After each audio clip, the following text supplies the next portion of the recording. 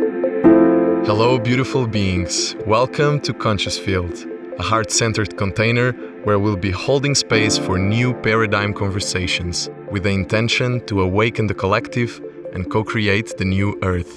We'll be tuning into flourishing voices from conscious artists, healers, visionaries, teachers, and students as they share their unique insights on spirituality, holistic healing practices, and sustainable community projects.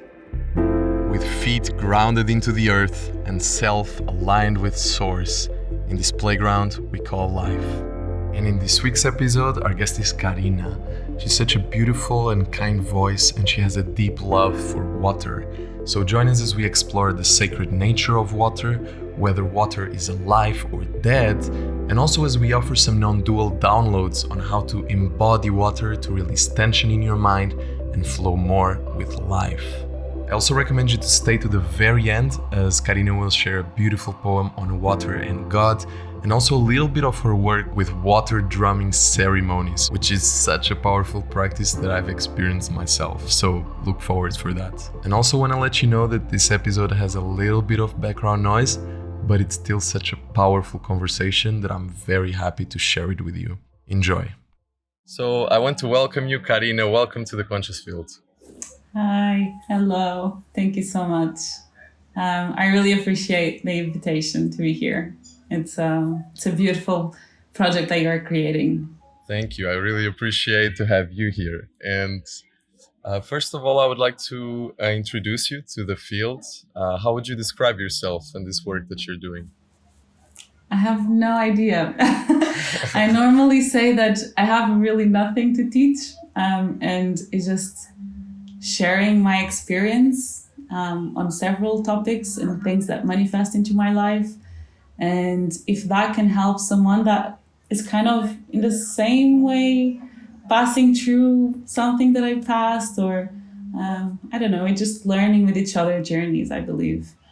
So I don't really like to say that I'm a healer or, well, yeah. Yeah, let's leave the tags for now. Yeah. I mean, labels are just labels. And I'm a human. yeah, however people want to see you and learn from you, it's beautiful. And I think that you really have a message that is really worth be shared. So I'm very happy to have you here.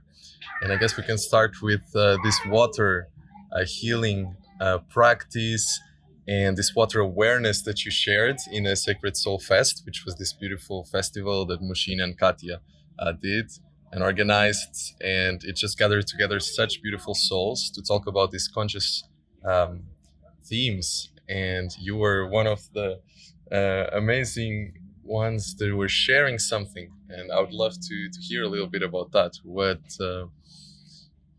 is water? How is water important in our lives, and how have we forgotten the sacredness of water? So I think what is water is a really good question, because I think we tend to kind of see water as it's just there, throughout all of your life. You have to drink it. Some people more than others. You see it in nature, but kind of rain. Some people kind of like run away from the rain. Some other love it, but it's something that we're not thought to kind of give importance to. And for me, it's more than the element. For me, it's really about. It becomes the spirit. It becomes the reflection of the one, I believe, because it's manifested in all things. And I believe that's the sacred of it, because it's everywhere. It's what makes our bodies. It's what makes us alive. What creates nature. What brings life. What leads to death. Is where we come from in our mother's wombs. Even the material things that we are surrounded with in this nowadays. All of the things are also created with water. So it's even a chair, or I don't know, everything has water in it. So for me, that's spirituality, the reflection of spirituality, I would say. Water is the reflection of spirituality. It's very beautiful. Yeah, it's true. Like we have water everywhere. We drink it, and it comes in our tap in the morning. We just brush our teeth. We never really stop to really notice how important it is and how much we depend on it. And without water, we wouldn't survive. And we need to drink it every day. And it's in fruits, and it's in vegetables. It is in the plants. It is in ourselves, right? So why do you think that it's not something that we talk about? Um, I believe it gets normalized, and I think also it's part of an industry, and I believe there's a business also behind it, and I think there are a few things that the more they teach us, the less we will question it, right? And it depends in what everyone believes, I would say, and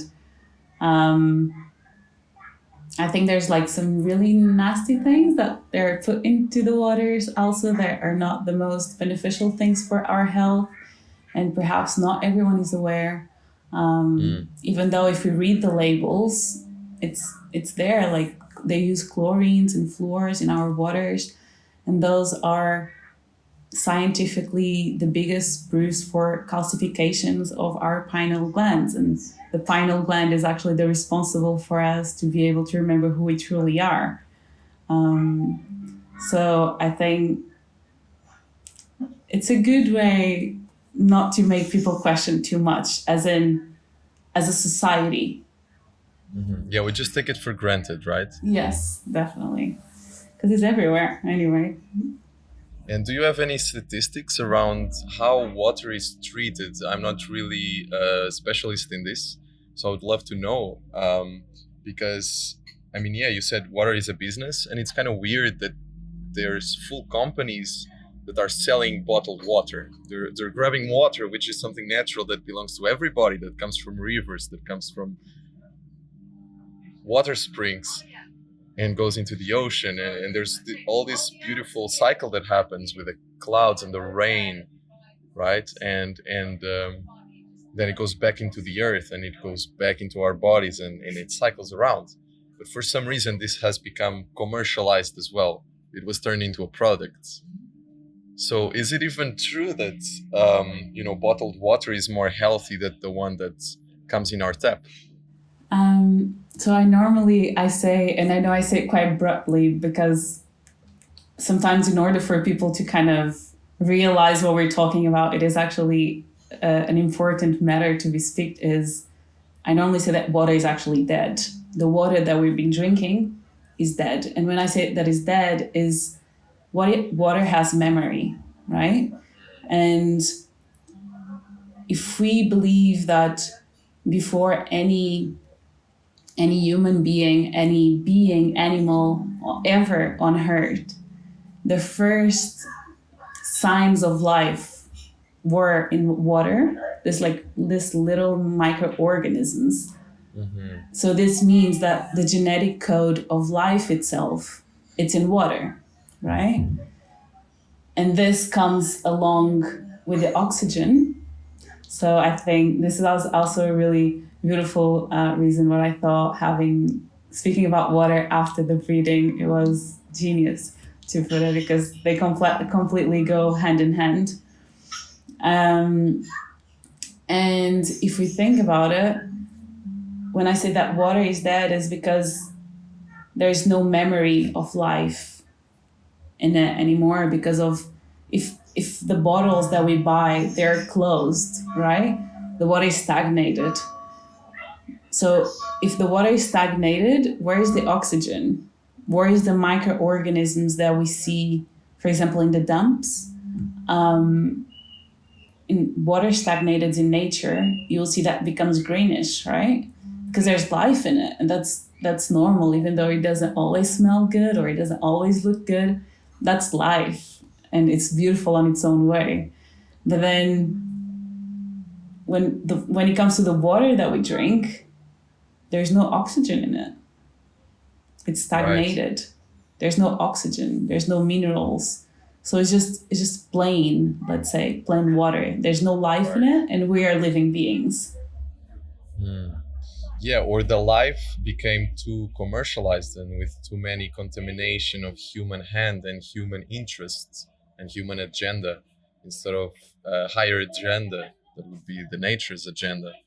And I guess that everybody that started to commodify water had the best intentions as well, creating these big companies. However, I do see how that's becoming a problem because it's becoming unrooted from the ground, from the earth where it came from. And this ideal of purity that we try to have in our water can all actually be damaging from what I'm understanding from what you're saying, because it's lacking those minerals and those nutrients, that movement that it needs to have, that's only found within nature and within a more natural process that's not so commodified. Yes, yes, 100%. Because if you think about it, it's like I normally give this example of when we go to a natural fountain, like a spring water, and we drink that, like your body kind of feels like, wow, just give me Absolutely. more, because the body actually recognizes. And there's so many people nowadays in this, especially in the cities, and that they don't feel any thirst at all. They don't feel thirst because the body recognizes that the water they're drinking is actually, it doesn't add anything. It doesn't mean that's going to be bad for them, but it just doesn't add anything for them, you know. And also, I think is this.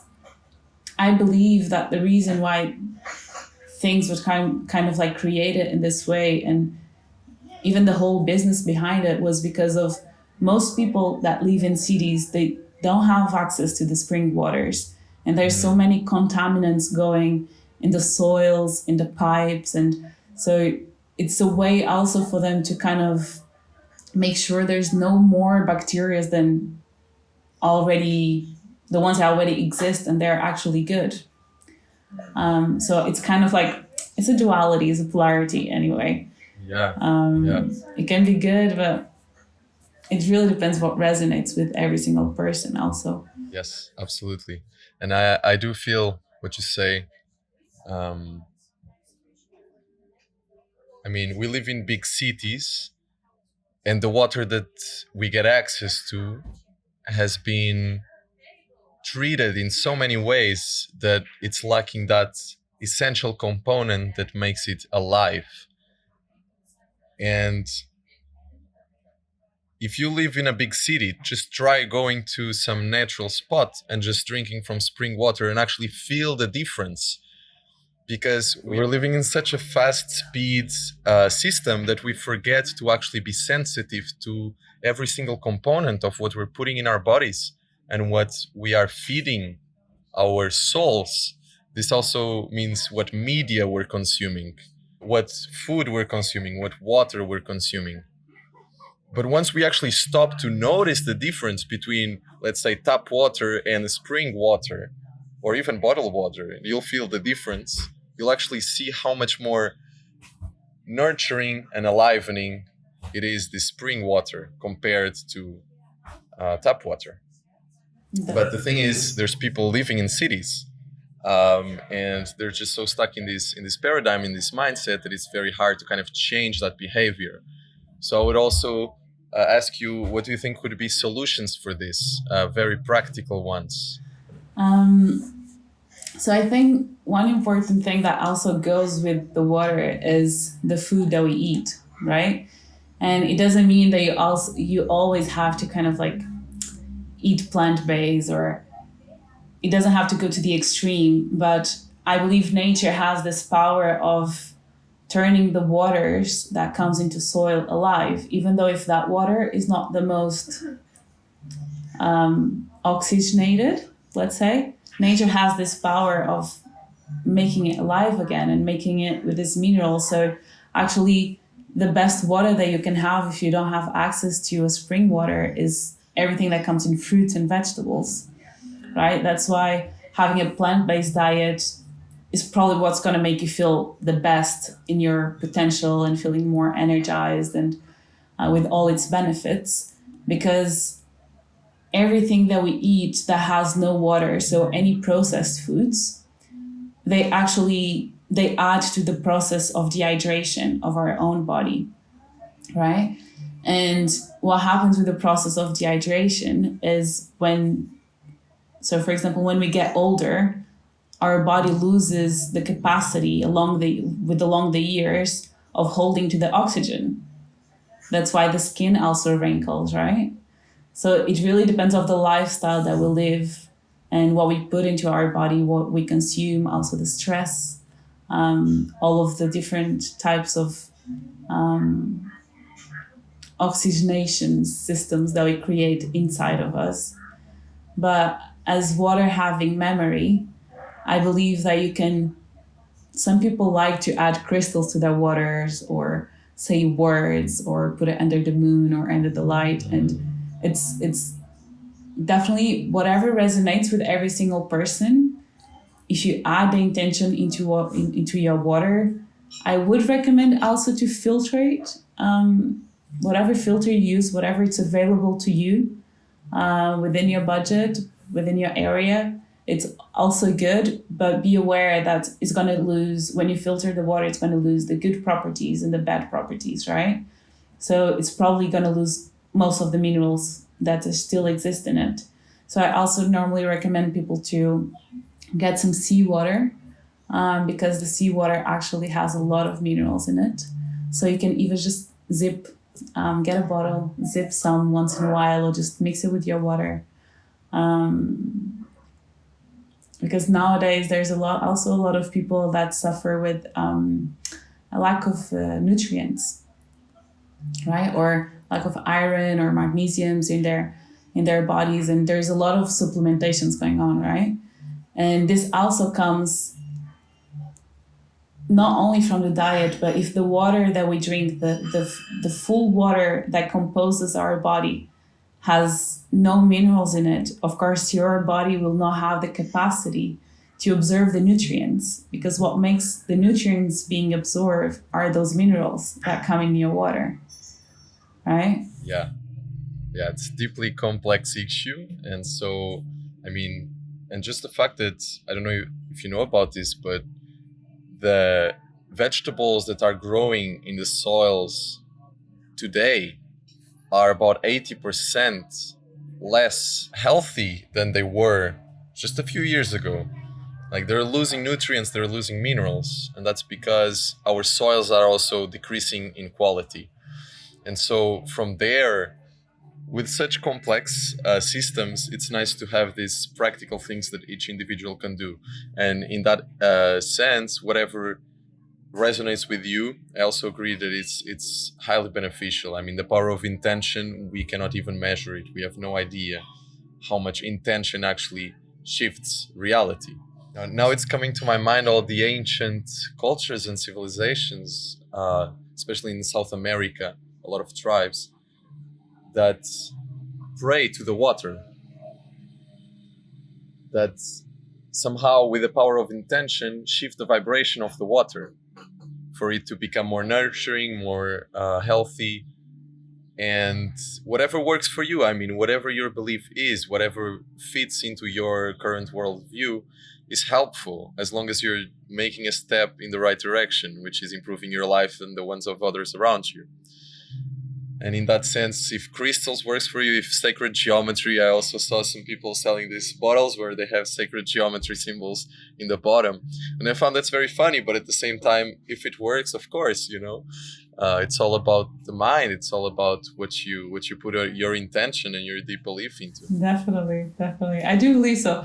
Also, is this thing, I mean, it's really, our mind has so much power that, of course, if you believe that something is going to be harmful to you, of course you will be, right? So just try to improve. And if you feel good with, I don't know, having junk food every day, I mean, if that's what resonates with you, I don't really believe in this bad or good thing, so it's all projections that we're sharing here anyway, right? And so this to say that water can bring a lot of life, especially when all of your inner waters get changed to living water. This can make you feel really good. But also, if you can, convince your mind or make yourself believe that you're already alive, there's really nothing to change. You're perfect in your perfect existence. So either you drink water, have cookies or fruit. Or just don't drink at all. I mean, just try that experience for a time and see what happens. Yeah, I mean, we're not health professionals. We're not advising you. We're just sharing whatever is worked in our paths, and that's it. And with that, I'm going to drink a bit of water. Cheers. Cheers. No, but I think that's, and just have fun with it, because I truly believe you're like the best scientist for your own body. You are here, experience your body, experience the whole existence, and whatever brings you joy, just go for it. Yeah, I feel like we're getting into a phase in society where we are starting to lose the trust in the main corporations, in the main institutions. This came a lot with COVID. And so, in a way, we should understand that they also have our best intentions in mind. Because not our best intentions, they have their best intentions in mind to help however they can. However, there's a lot of other things going on that we have no idea about. So it's much better to focus on what can you do, like what is the intention that you can change, and have fun with it. Like you say, you're the best scientist for your body. I love that phrase, because every single body is different. Every single person is different. What works for me may not work for you. We're little universes, no? Every single body, every single like heartbeat, it's a completely different universe that has so much inside, and it's so different to one to another, like complementing one to another, I believe. And also commenting with what you're just saying about the whole society and the industries. I truly believe like we see what in the society, what we project into it, right? What we believe it to be. So, and also this coming to the non-dualistic. I mean, if we truly believe ourselves to be one, then what's wrong in the society? What's wrong in the economics and the politics, because do we feel ourselves so separate to them? Yes. And yes. Also, if you go into nature, it's like, it's not only the flowers, there's like dead animals and, Yes. It's amazing how we're only sharing perspectives. And also in this adventure that is becoming this podcast, I'm also really questioning myself, like what kind of perspective do I want to take? Do I want to take a non-dual perspective where everything is perfect? Do I want to take a more activistic perspective where there's something that needs to be done? And it's a very beautiful dance, because in the end, everything is perfect. And maybe the activism that's coming through us or whoever is also part of that perfection. And so I love that. It's amazing. Definitely. I mean, in any case, whatever happens, or you do, or you manifest, or you don't manifest, you're all manifestations of life, at every single moment. Well, in the only existing moment, right? Yeah, well, yeah. In every moment as the moment. Yeah. That is amazing. There's nowhere to go. There's nothing to change.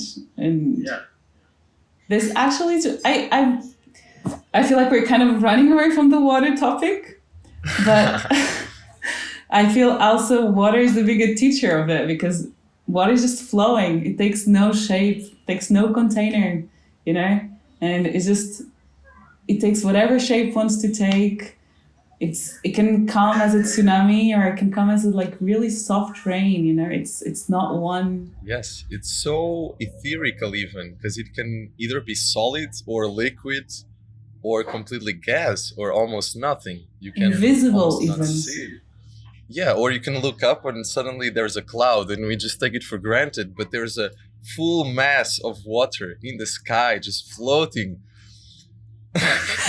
I think it doesn't get trippier than that. Yeah, how existence. magical is that? I mean, water. Ah. It's existence itself. It's a whole this whole game. I mean, whoever created it, it was genius. I have to say, really, really genius. Yeah, it was you. Yeah. Well, me speaking to myself, I guess. Yes. With every one of the other selves that is I still listening. Yeah. Hello. Hello, myself. Hello again. Here we are. Yeah. Because we're always on this dancing of, remembering things or getting completely involved in life and all of its speed. And then for me, water really works as I look at water and it's like, okay, got it. You get a glimpse of what it is, of what you actually are, So just try to get something in your life that brings you to that moment of, got it. I remember now. Yes, whatever that is for you, whether it's water, whether it's fire, or touching the earth, or just breathing the air. It's all you. It's all just the play. It's beautiful. Yeah. And I do have that experience as well sometimes when I look at something and it's just so perfect and so beautiful that I kind of get lost in it to the point where I am it. And it's just beautiful. It just flows. Yeah. And was it Bruce Lee that said, like, be like water? Because water just flows like everywhere and it just fits into any container. So being that adaptable, it's a little bit more metaphysical, more philosophical, but seeing that metaphysical quality of water as something that adapts to wherever it is. We have water coming out of our pores. It's all just going in and out. Definitely. It's such a fundamental part of our existence. And I truly hope and I wish that it's a topic that gets more and more talked about in our society and education systems, and for us to also understand a little bit more of what goes inside of us, Yes, I would love to also touch that point. More symbolic nature of water, the more like the element, which relates more to the emotions, to the feelings, to the inner worlds. And how can we feel the water as a part of us, also in this emotional sense, like feeling our emotional bodies and how they move, just like water, comes and goes. It never gets stuck. If it gets stuck, then there's something that got crippled there that needs to shift again. If it becomes too dense. But if we really feel our emotions as water, then we see how they just flow and they're not permanent.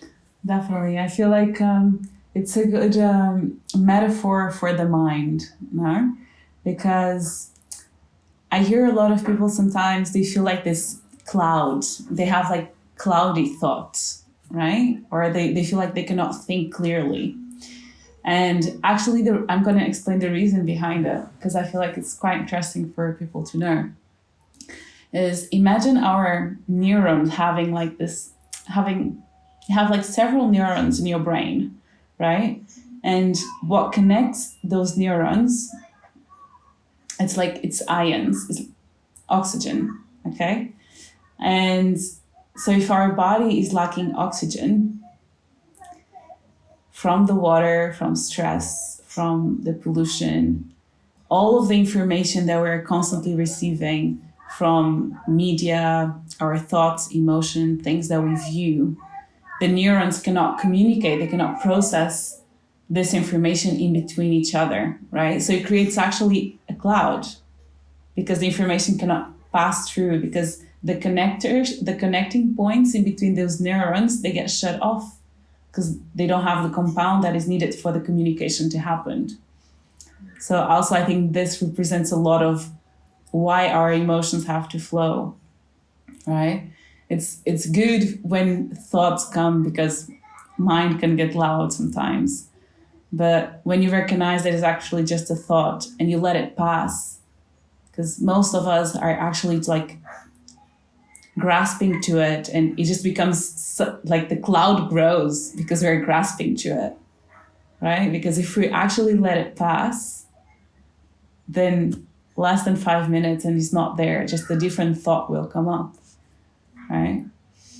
And that's exactly what happens to water. It just, the more it flows, the more life it has in it, the more pure it is. The same with our bodies, right? If sometimes we get like tensions or if we don't move at all, then everything starts to become quite rigid and everything starts to hurt and to kind of like contract, and probably inflammation will come out of it also. But as soon as you move, that's why exercise is good for you. Movement is good because it gives a vibration. Yes. It brings aliveness to your cells that are made out of water. Yes. You know, even sometimes singing the mantras, you know, or singing songs, or just going to the club and dance out of the club, you know, like all of this, it raises your vibration because there's movement. And sometimes the movement sound is enough to create movement on itself from the inwards. And that, of course, will manifest on the outside of the body. Yes. Yes. I heard this saying, whenever there's tension or depression, it's only energy that wants to move, energy that's becoming stagnant. It is. Things just want to flow. Everything. Even the trees, look, even the trees, they're like blown by the wind, or the leaves are all, you know, inside of the tree, or the myceliums on the soil. There's always so much happening, even if it's not perceptible to our eye. Absolutely. Yeah. Yeah, and I'm sure many people have had the experience of seeing that almost for the first time and realizing that you're always looking at the world anew. Yeah. It's always new. It's all new. Every single moment is absolutely new. Just watch the world, look at the world with the eyes of a child and with all that playfulness and curiosity. Because many times the mind tries to understand and tries to grasp and reach a conclusion like, this is what the world is like. But it's never enough because it's always changing. It's not fast enough to grasp it. And so it's better just let it go. Just let it be as it is. Definitely. And it's really beautiful. I truly believe that we were not made to understand why we're here or how this was all made. Like the mind will never, I believe, in like 1,000 years be able to understand it, because it's way more complex than what she was created, let's say, to do. The mind is like, it's a wonderful tool for us to navigate here, but you cannot buy your own teeth, you know, you cannot grasp Absolutely. it. Like, yes. So trying to constantly understand, like, who are we, from where do we come from, like how this whole thing works. Sometimes it actually gets people even more stuck into their own existence. And a lot of people are just bored with life. Like there's boredom because they forget to look actually deeper into what already exists out there, you know, this looking as the eyes of the child, you know. The mind is a beautiful meaning-making machine. So it creates all these meanings which are always limited. And sometimes we have to transcend that paradigm into a new one, but then we can fall into this not knowing, which can be very frustrating and scary. But behind that, there's just this peace. That there's no need to create any meaning, because everything just is. Like a hand cannot grasp itself. It can try to grasp everything outside of itself, but it can never grasp itself. So trying to understand the mind with the mind is just ludicrous. And also I really feel like it brings a lot of peace, the not knowing, but it does take some training, I'll say, or observation, or even nothing at all, you know. I truly believe the most spiritual people are the fishermen, you know, the whole people in the village. They're just living their existence without questioning too much, or not worrying too much, or not making too many stories, you know. So they're just simple, observing the beauty. Just life is meant to be simple, I believe. The mind is the only one that makes it complicated, you know?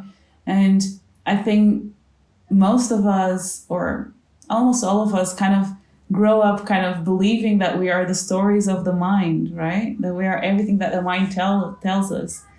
But when you get to study your mind, let's say, as if it was an actual person, and you realize you can actually predict where it's going to be the next move of your own mind, you kind of stop feeding the mind, right? So it gets to a point where she's going to start speaking less and less, I believe, or just recognize it. And, it will always be there. We wouldn't be able to open our computers and have this conversation if we didn't have a mind. So the mind is not even a problem because it's part of the creation, the perfect creation of our own bodies, no? Yes.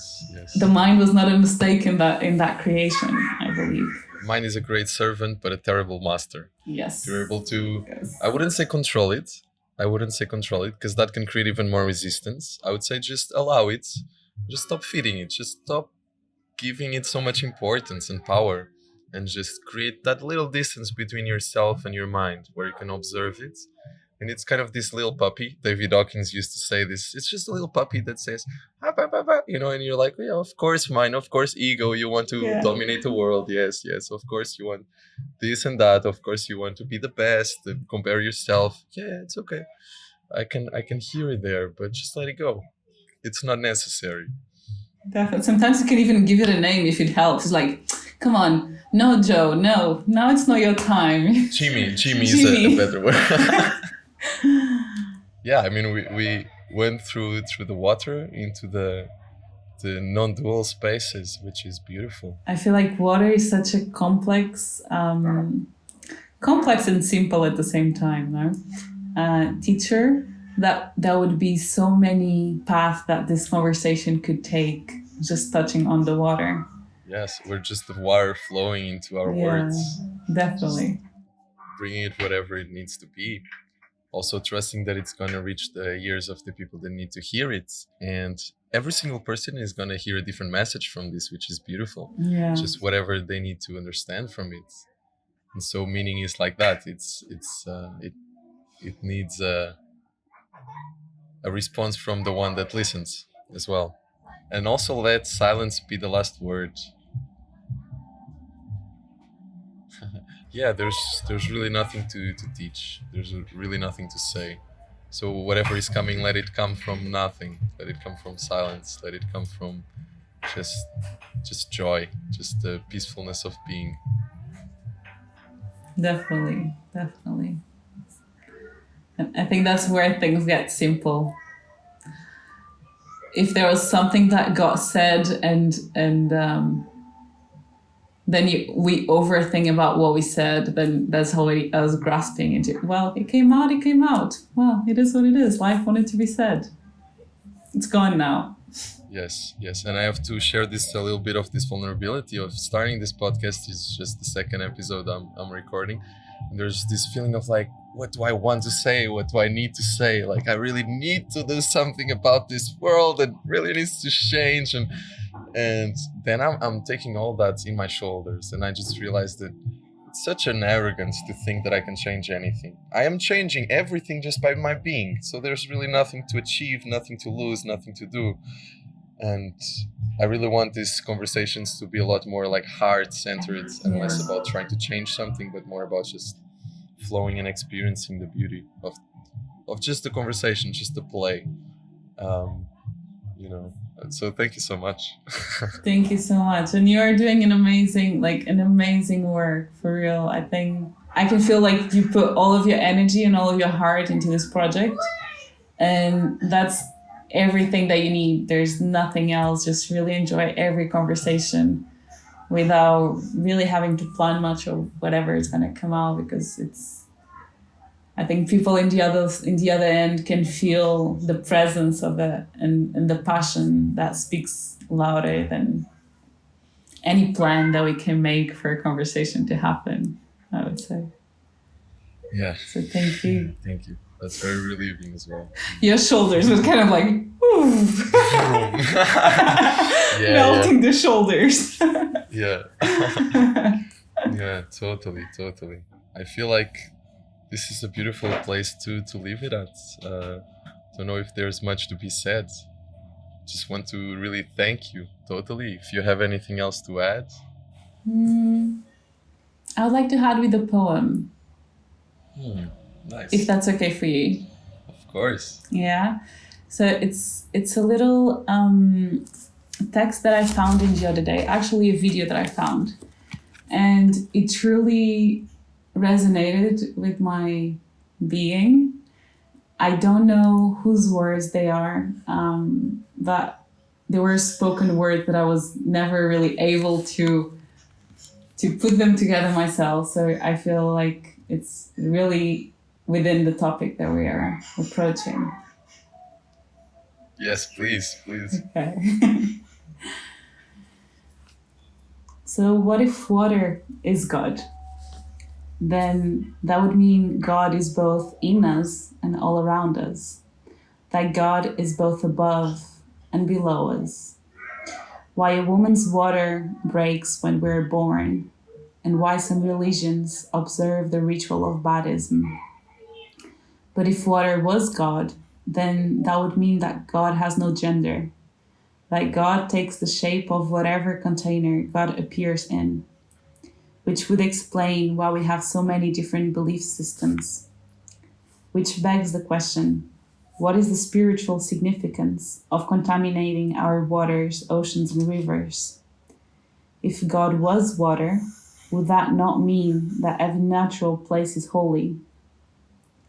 That every thunderstorm was a church without walls? That when the rain falls, it's an act of God's death-given life? And would it evaporate again as the day of resurrection? And life itself was just a test of learning how to be and flow like water, how to give life to other people, and how to refresh their spirits and quench their thirsts with your presence. Thank you. Thank you so much, sister. That's beautiful.